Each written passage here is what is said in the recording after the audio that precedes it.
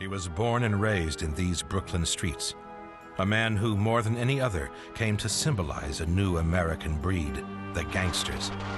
He believed in the promised land. He pursued the American dream. And he was to set up an organization that became the template for the mob.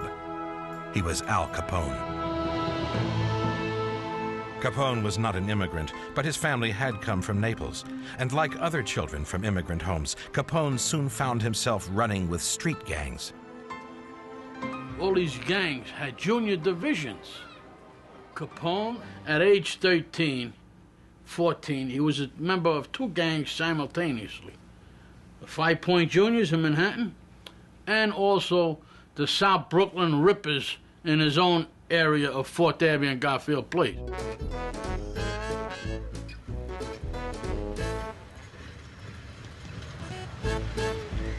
In his youth, Capone worked here in Coney Island, then is now a favorite weekend destination for New Yorkers with money in their pockets and fun on their minds.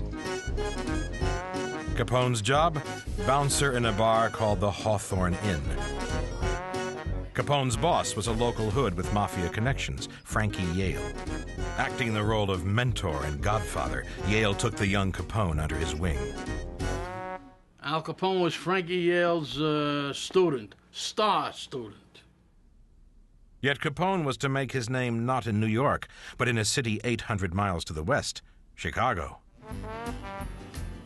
Chicago was a wild town, a boom town. A man could get rich quick here if he had energy and enthusiasm, and if he was handy with his fist or a gun. Capone was. Through a local connection, the future big fellow got his big break in 1919. Local racketeer and nightclub owner Big Jim Colosimo needed a bodyguard for himself and his young wife. Johnny Torrio was Big Jim's number 2.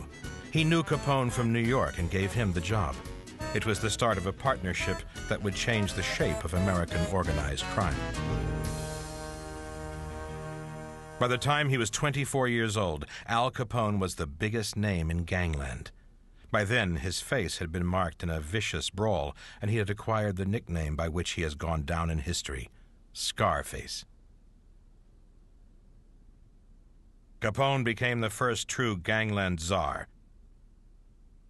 He was a larger-than-life figure, and he made an indelible impression on all who met him.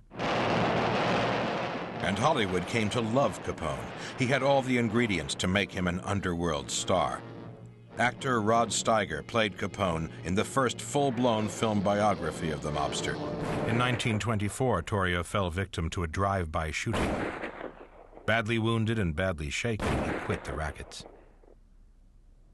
Capone now had a shot at the big time, control of Chicago.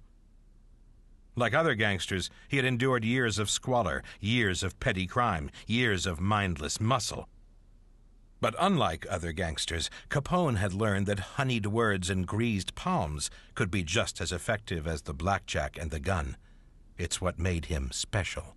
I like to think that Capone was different because he was a sort of a multi-dimensional gangster. He was not someone who simply understood profits and mayhem. He had some depth to him. He had a public relations ability.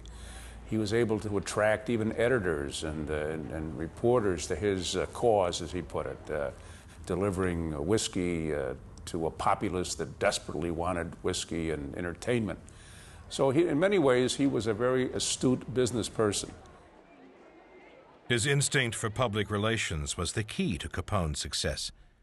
Unlike the Mafia, a Sicilian's only operation, Capone employed anyone with talent. In ethnically divided gangland, it was a smart move. Capone did things the American way. He was a byproduct of immigration and the quest for the promised land.